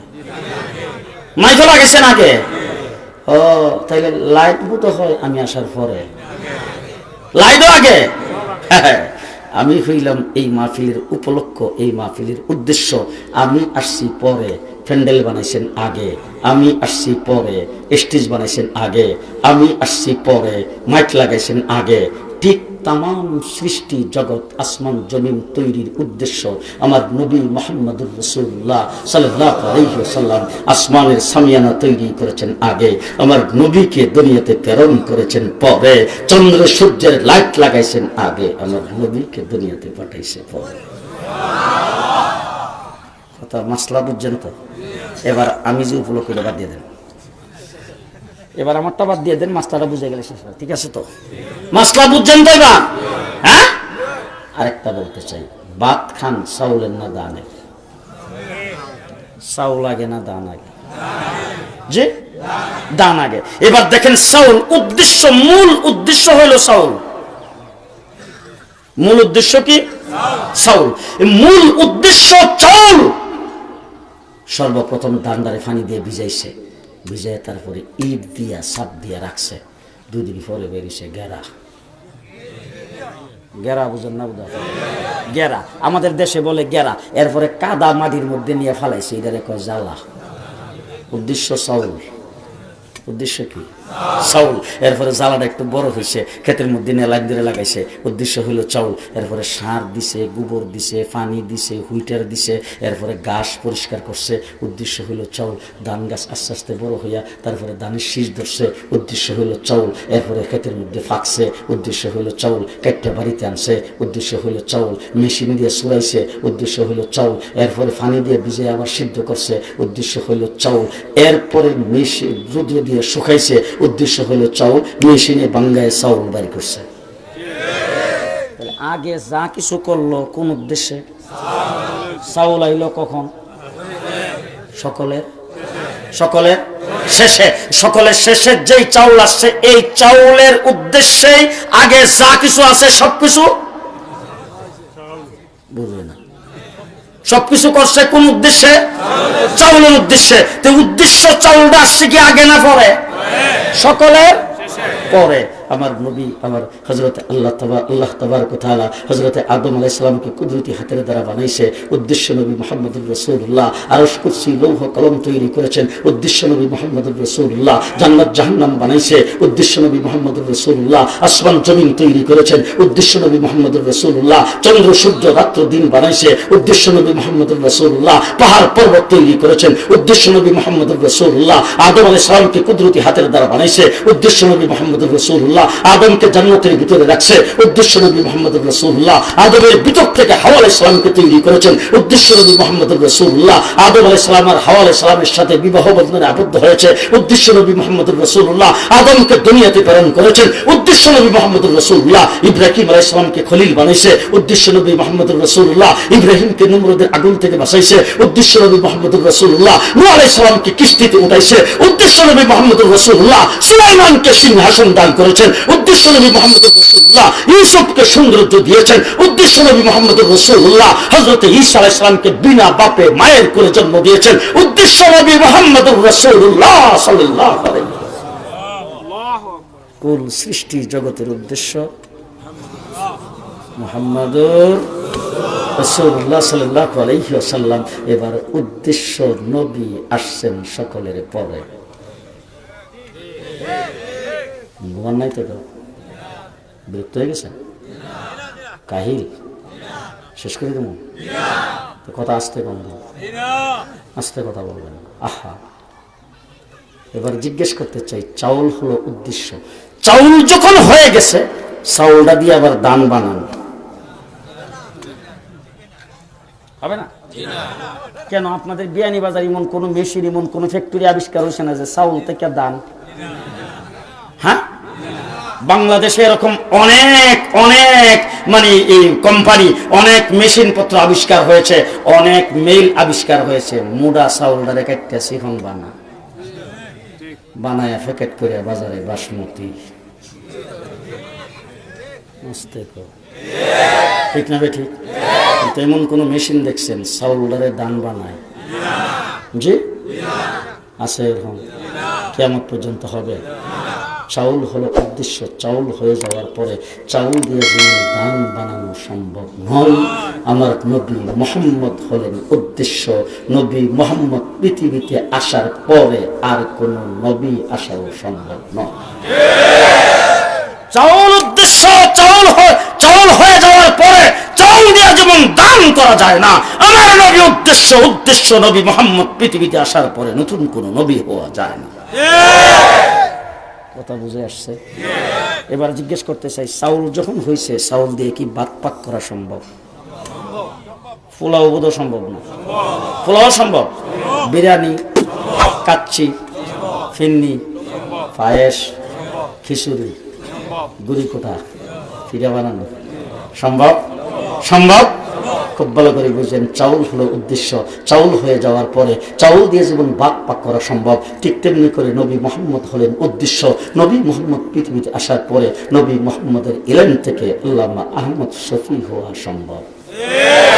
চাউল হলো উদ্দেশ্য, চাউল দিয়ে যেমন খিচুড়ি পাক করা সম্ভব, আমার নবীর ইলম থেকে শেখে ব্যায়ামপুরী হওয়া সম্ভব। চাউল হলো উদ্দেশ্য, চাউল দিয়ে যেমন পিঠা বানানো সম্ভব, আমার নবীর ইলম থেকে হযরত মাওলানা জিয়াউদ্দিন হওয়া সম্ভব। নবী হওয়া, নবী হওয়া, নবী হওয়া, মুফাসসির হওয়া, মুহাদ্দিস হওয়া, মুফতি হওয়া, আলেম হওয়া, বুজুর্গ হওয়া, পীর হওয়া, গাউস হওয়া, কুতুব হওয়া, শাহজালাল হওয়া সম্ভব, শাহপরান হওয়া সম্ভব, নবী হওয়া সম্ভব না। নবী হওয়া সম্ভব, নবী হওয়া সম্ভব। আল্লাহ পাক কোরআন শরীফের ভিতরে পরিষ্কার ভাষায় ঘোষণা করেছেন, মা কানা মুহাম্মাদুন আবা আহাদিম মির রিজালিকুম ওয়ালাকিন রাসূলুল্লাহ ওয়া খাতামান নাবিয়্যিন। আল্লাহ রাব্বুল আলামিন বলেন, ও দুনিয়ার মানুষেরা, ভালো করে শুনুন। পুরো আয়াতের তরজমা করার এতটুকু সময় আমার কাছে নাই, শুধু খাতামান নাবিয়্যিন। আল্লাহ পাক বলেন, খাতামান নাবিয়্যিন, আমার হাবিব হলেন শেষ নবী। কি নবী? এবার একটা ঘটনা বলতে চাই। পাকিস্তান অ্যাসেম্বলিতে 1974-এ হযরত মুফতি মাহমুদ রহমতুল্লাহ আলাইহি, জমিয়ত উলামা ইসলামের পাকিস্তানের সভাপতি, জমিয়তি মৌলবী। দেশ স্বাধীন করার মূলে কিন্তু জমিয়ত। কিছু মানুষের রাগ করছে, বুঝছি রাগ, জমিয়তের নাম খুশি তো। এই দেশের স্বাধীনতা অর্জনের মূল নায়ক জমিয়ত। ইংরেজের বিরুদ্ধে আমার হুসাইন আহমদ মাদানী করেছেন জমিয়তের সভাপতি, ঠিক না? ঠিক। শাহ মাহমুদ হাসান দেওবন্দি রহমতুল্লাহ আলাইহি এই সংগঠনের প্রতিষ্ঠাতা। তো জমিয়তি মৌলবী মুফতি মাহমুদ পাকিস্তান অ্যাসেম্বলির ভিতরে বিল উপস্থাপন করেছেন, কাদিয়ানীদেরকে কাফের ঘোষণা করতে হবে। পাকিস্তান অ্যাসেম্বলি থেকে মির্জা নাসের, মির্জা গোলাম কাদিয়ানীর ছেলে, তাকে দাওয়াত করে আনা হলো আত্মপক্ষ সমর্থন করার জন্য, বিলের উপরে আলোচনা করার জন্য। সে যখন অ্যাসেম্বলিতে ঢুকতেছে, বাবা এই দাড়ি, এই লম্বা পাঞ্জাবি, এই বড় পাগড়ি, আর কি সুন্দর চেহারা। দীক্ষা অ্যাসেম্বলির সদস্যরা মুফতি মাহমুদ সাহেবকে কই, ইয়া আল্লাহ, মুফতি সাহেব এই সুন্দর নূরের চেহারা, এই লোকটা কাফের কইলেন আপনি? মুফতি সাহেব কয়ে অ্যাসেম্বলির ভিতরে যায় কমু আয়।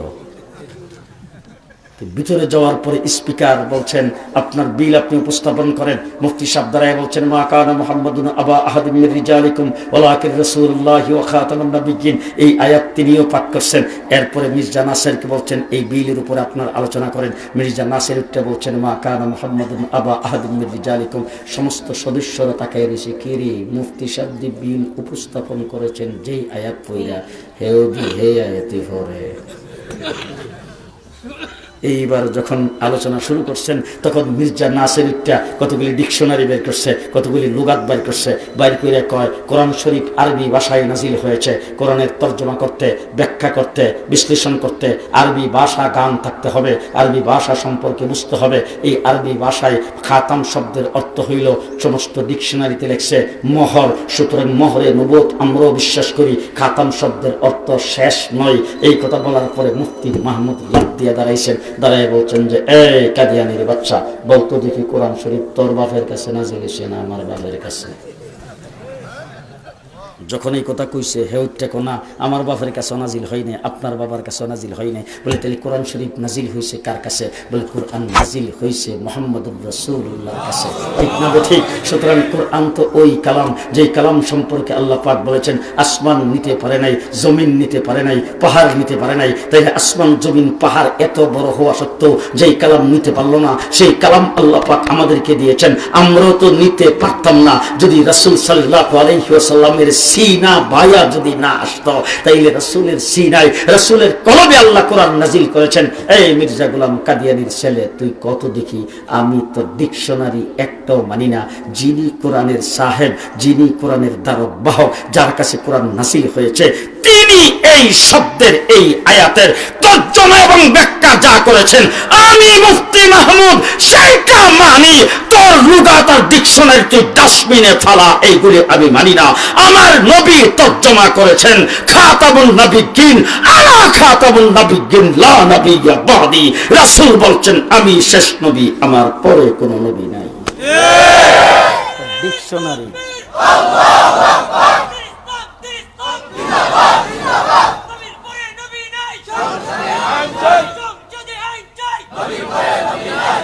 মুসলমান, এই কথা বলার পরে মির্জা নাসির মাথা নিচের দিকে দিয়ে দিছে। কোরআনের তর্জমা আমার নবী যা করছেন তা মানি, মন গড়া তর্জমা মানি না। যারা কথা না কয় হেরা মানে মন গড়া কোন তর্জমা। পাগড়ি যদি 21 হাত লম্বা হয়, দাড়ি খুব বড় হইলে, দেখতে সূর্যের মতো চেহারা, এরপরেও যদি মন গড়া তর্জমা করে মানি মানি। ওই জন্য মৌলানা মওদুদীকে মানি নাই। কথা আসতে কর, কোরআনের মন গড়া তর্জমা কেউ মানবে না। ঠিক না ঠিক? আজকে আমার বাংলাদেশে কিছু ওয়াজ মাহফিলের 90 কিছু বক্তা ইউনিভার্সিটির মাল কোরআনের মন গড়া তর্জমা করেছে, আমরা তার প্রতিবাদ করেছি।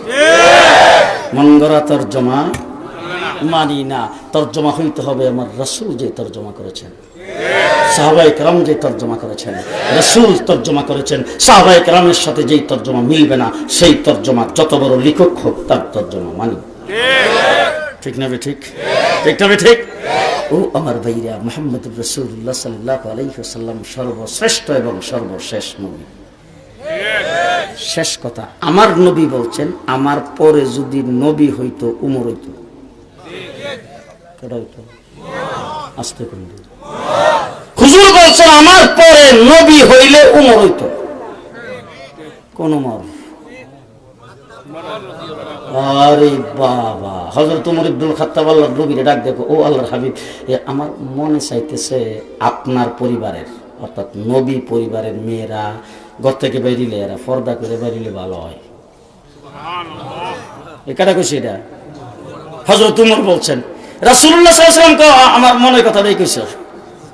হযরত উমর কথা এলে বাসার যায়, আপনি বাড়ির যায় সবাই বলে দেন, ঘরে যাই বলে দেন এখন থেকে সবাই বেরিলে যেন পর্দা করে বাইরো। আল্লাহর নবী কেন বলে, আপনি প্রস্তাব করছি, আপনি সমর্থন করছেন না, আইন তো ইস্যু। আল্লাহ নবী ডাক দিয়ে উমর, তুমি প্রস্তাব করলে আর আমি সমর্থন করলে আইন হয় না, আইন আরশ থেকে হয়। যেই কইছে এমনি দেখে জিবরাইল সামনে হাজির। হুজুর উমর প্রস্তাব করছে আর আপনি সমর্থন করছেন, আল্লাহর দরবারে মঞ্জুর হইতে দেরি নেই। ইয়া আইয়ুহান নাবিয়্যু কুল্লি আজওয়াজিকা ওয়া বানাতিক, আজকে শুধু আপনার জন্য না, উমরের জন্য না, যিনি প্রস্তাব করেছেন তার জন্য না, কিয়ামত পর্যন্ত আপনার উম্মতের সকল মহিলাদের জন্য পর্দার হুকুম আল্লাহ জারি করে দিয়েছেন। মহিলাদের জন্য পর্দার নিয়ামত হযরত উমরের প্রস্তাব। ঘুমাইছেন? আম্মা জান আয়েশা সিদ্দিকার বিরুদ্ধে মুনাফিকরা তুহমত উড়াইছেন। হযরত উমর ইবনে খাত্তাবকে আল্লাহর নবী পরামর্শ চেয়েছেন সাহাবায়ে কেরামকে নিয়ে। হযরত উমর বলছেন হাযা বুহতানুন আযীম। আল্লাহ পাক জিবরাইল ডাক দেখে, জিবরাইল দৌড়ে যা। জিবরাইল কে আল্লাহ কিছু দিলে লয়ে যেতাম, খালি হাতে কেমনে যায়? আপনারা ঘুমে ধরছেন? আল্লাহ কিছু দিয়া দেন লয়ে যায়, কোরআনের আয়াত দিলে লয়ে যাবো, খালি হাতে যাইবার কথা কইতেছেন, কিছু বুঝলাম তো না, কি লয়ে যাবো? আল্লাহ ডাক দিয়া কিছু আজকে দিলাম না, লয়ে যাওয়ার দরকার নেই। উমর জিডা কইছে হিডারে কোরআন বানায় নাজিল কর। সুবহানাল্লাহ কইছে না? কাটা কাটা হাত উঠা। হাই হাই হাই, উমর শব্দ বলেছেন, সেই শব্দ আল্লাহ কোরআন বানায় নাজিল করে। হেই উমর, আমিরুল মুমিনিন, খলিফাতুল মুসলিমিন রাস্তার কিনারে খাড়া, হঠাৎ করে ভূমিকম্প শুরু হয়েছে। আমরা দেশের মানুষ ভূমিকম্প শুরু হইলে আল্লাহ মসজিদ মাদ্রাসা শুদ্ধ চাইরা দৌড়ে রাস্তার যা। হযরত উমর ইবনে খাত্তাবের হাতে আছিল লাঠি, লাঠি দিয়া উমর মাটিতে আঘাত করে কয়, থাম! আল্লাহু আকবার! থাম! যেই কইছে থাম, জাগাত থেমে গেছে। এরপর একটা শুনেন আরো মারাত্মক। এবার উমর চোখ রাঙ্গাইয়া মাটির দিকে তাকাইছে, তাকাই এই কাফলে করে। আল্লাহু আকবার, আল্লাহু আকবার। উমর মাটির দিকে তাকায়, এই কাফলে করে, কাফলে করে, আমি কি তোর উপর ইনসাফ কায়েম করি নাই? সাহস কত, কি পরিমাণ বুকের পাতা! মাটিকে বলতেছেন কাফলে করে, আমি কি তোর উপর ইনসাফ কায়েম করি নাই? উমরের রাষ্ট্রের এরিয়া কদ্দূর? আমাদের বাংলাদেশ 56,000 বর্গ মাইল। উমরের রাষ্ট্রের এরিয়া 22.5 লক্ষ বর্গ মাইল। সুবহানাল্লাহ, আস্তে আস্তে আস্তে আস্তে, 22.5 লক্ষ বর্গ মাইল। হযরত উমর বলেন, আমি কি তোর উপর ইনসাফ কায়েম করি নাই? আর আজকে আমাদের ইউনিয়ন পরিষদ থেকে নিয়ে বঙ্গভবন পর্যন্ত ইনসাফের বংশ নেই। এখন যারা কথা না কইবে এরা মনে হয় যে অন্য দলের মানুষ। রাগ করছেন? রাগ করছেন? ইনসাফের বংশ কোথাও নাই। ঠিক না বেঠে? এই রে মুসলমান, হযরত ওমর ইবনে খাত্তাব লাঠির আঘাতে ভূমিকম্প থেমে গেছে। মিশরের নদীতে পানি নাই, হযরত ওমর ইবনে খাত্তাব নদীর কাছে চিঠি লিখছে। কার কাছে? আমরা দেশে আপনাদের সুরমা নদীতে যদি পানি যদি না থাকে, আপনাদের এখানে কোন নদী? সুরমা নদী। এই সুরমা নদীতে যদি পানি না থাকে, তাইলে এই কুশিয়ারা নদীতে পানি না থাকলে আপনাদের এখানকার ডিসি সাহেবকে প্রধানমন্ত্রী চিঠি লিখবে, লিখে কইব নদীটা যায় ভালো করে একটু যাচাই বাছাই করো, কোনখানে নব্যতা আছে, কোনখানে পলি মাটি জমা রয়েছে, পানি কি লিগে আয় না, এরপরে ডেজাল লাগে, এটা কাট।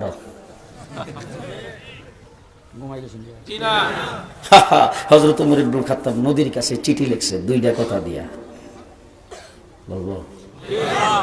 1 নম্বর কথা লিখছে, তুমি যদি আল্লাহর হুকুমে জারি হয়ে থাকো, আমার সিডি পাওয়া মাত্র যেন পানি আসতে দেরি না হয়। 2 নম্বর কথা লিখছে, আল্লাহর হুকুম ছাড়া যদি জারি হয়ে থাকে, তোর মতো নদীর পানি তো আমার দরকার নেই। সারা দ্বারা কথা, ডাইরেক্ট অর্ডার। নদীর তলায় সিডিটা রাখতে দেরি 12 ফিট। এই সুবহানাল্লাহ যে কজ 12 ফিট। আজকে 1450 বছর কোনদিন পানি 11 ফিট হয়নি। 12 ফিটের নিচে পানি কোনদিন যায়নি আজ পর্যন্ত। সেই উমর এই উম্মতের জন্য নবী হইতে পারলো? আর সেরাক বিবির ফুলা 100 কানা, বহুমূত্র বিমার আছে, তহসিলদারের চাকরি করত, মুক্তারি পরীক্ষা দিয়ে ফেল করছে, সর্বশেষ কলেরা রোগে পায়খানা টাকটিক ফেলে মরছে। বুঝছেন না? বুঝলেন? সংক্ষিপ্ত মন রাখতে পারবেন তো? 1 নম্বর সেরাক বিবির ফুলা। আমাদের দেশে মানুষের জীবনী যখন আলোচনা করে তখন কেমনে করে? বাপের নাম ইমুক, মার নাম ইমুক, বিয়ারি বাজারের ইমুক গ্রামে, বৈরাগী বাজার ইমুক জায়গায় জন্মগ্রহণ করেছেন চৌধুরী বংশে। মির্জা গোলাম কাদিয়ানীর বংশের নাম হইল মির্জা। সেরাক বিবির ফুলা 100 কানা, বহুমূত্র বিমার আছেন, তহসিলদারির চাকরি করত, মুক্তারি পরীক্ষা দিয়ে ফেল। আচ্ছা জিগান তুলনায় কেরামরে আজ পর্যন্ত কোন নবী পরীক্ষা দিয়ে ফেল করছে এরকম কোন খবর আপনারা পাইছেন? কথা বুঝতেছেন ভালো করে? সংক্ষিপ্ত পরিচয়টা মন থাকবো তো? মনে থাকবো? মুসলমান, এবার জিজ্ঞেস করতে চাই, মানুষ যখন মারা যায় তখন মানুষের কবরে মাটি দেওয়ার সময় কি পড়েন? মিনহা খালাকনাকুম ওয়া ফিহা নুঈদুকুম ওয়া মিনহা নুখরিজুকুম তারাতান উখরা। এই মাটির থেকেই তোমাকে সৃষ্টি করা হয়েছে, এই মাটিতেই তোমাকে দাফন করা হচ্ছে, এই মাটির থেকেই তোমাকে ওঠানো হবে। ও আমার ভাইরা, নবীকে আল্লাহ পাক জান্নাতের মাটির দ্বারা বানিয়েছেন। নবী কোন মাটির দ্বারা? এই জন্য নবী যেখানে মারা যান তাকে সেখানে দাফন করা হয়। ঠিক না? ঠিক। আমার নবী ইন্তেকাল করেছেন আম্মাজান আয়েশা সিদ্দিকার হুজরায়। দাফন করা হয়েছে কোথায়? আম্মাজান আয়েশা সিদ্দিকার হুজরার ভিতরেই দাফন করা হয়েছে।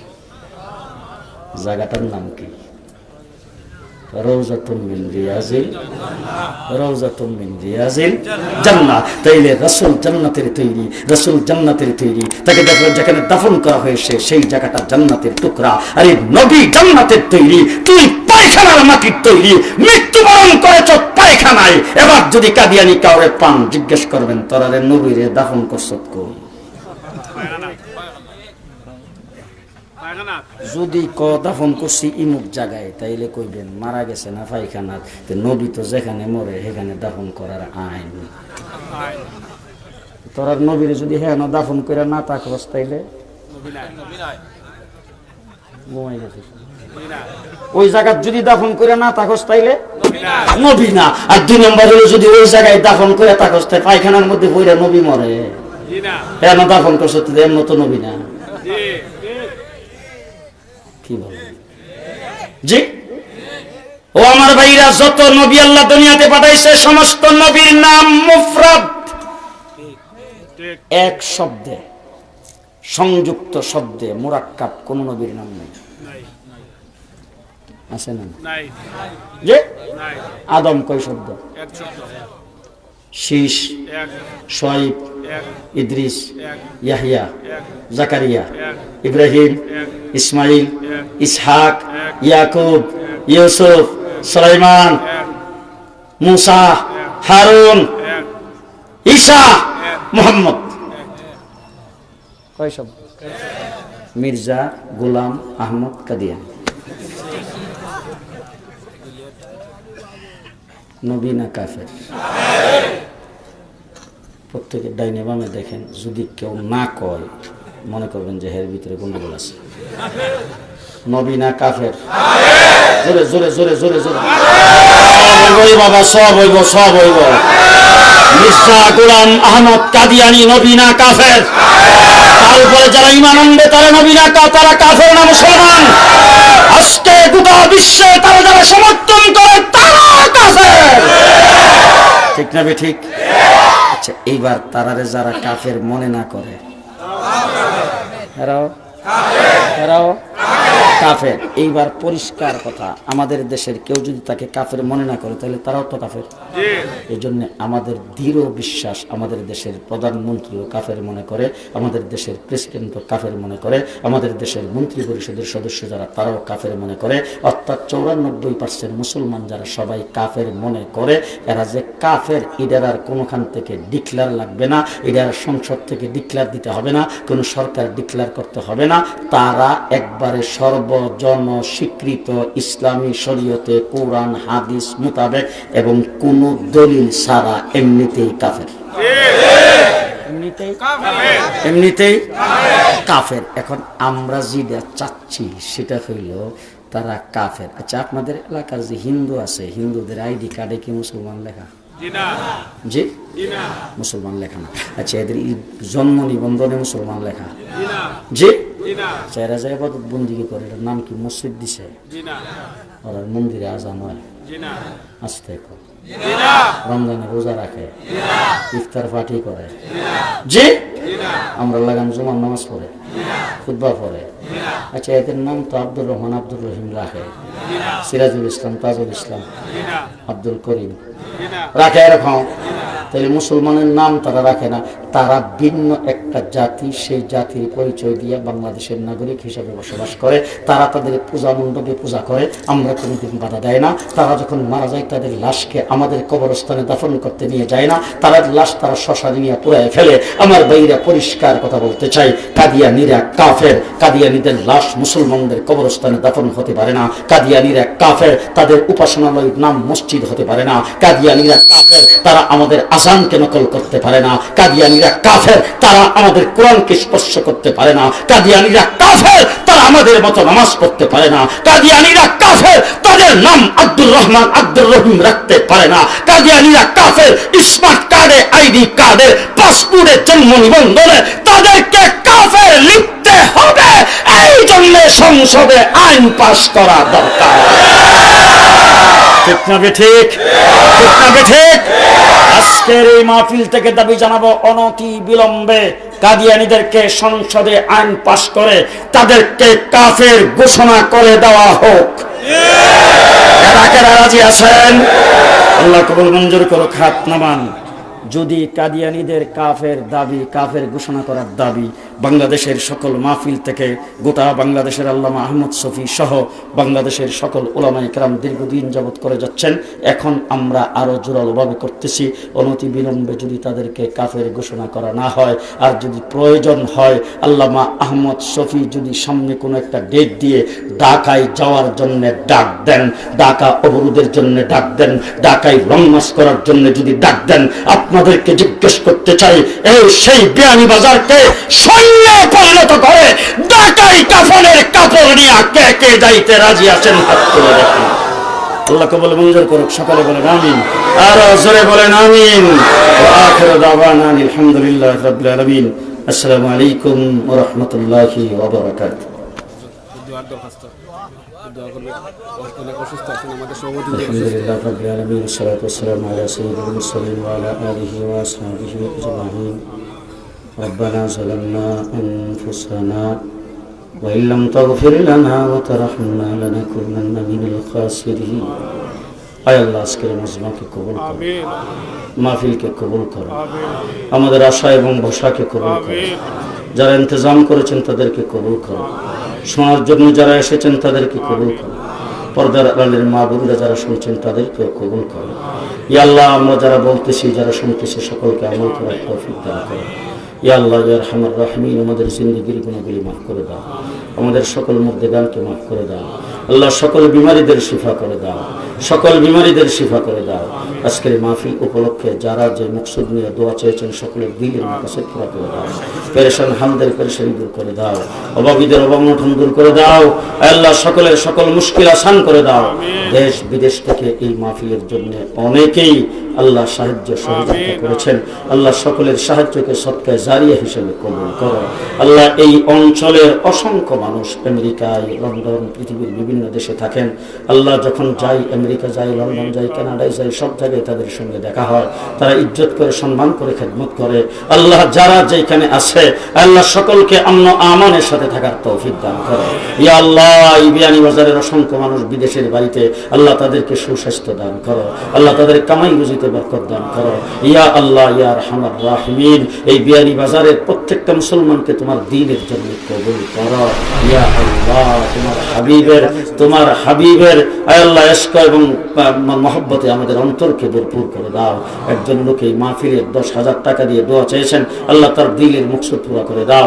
আমার কাছে অনেকেই দেশ বিদেশ থেকে অনেকেই ফোন করেছেন, লন্ডন থেকে, আমেরিকা থেকে, এই মাহফিলে আসতেছি কিনা, যাইতেছি কিনা।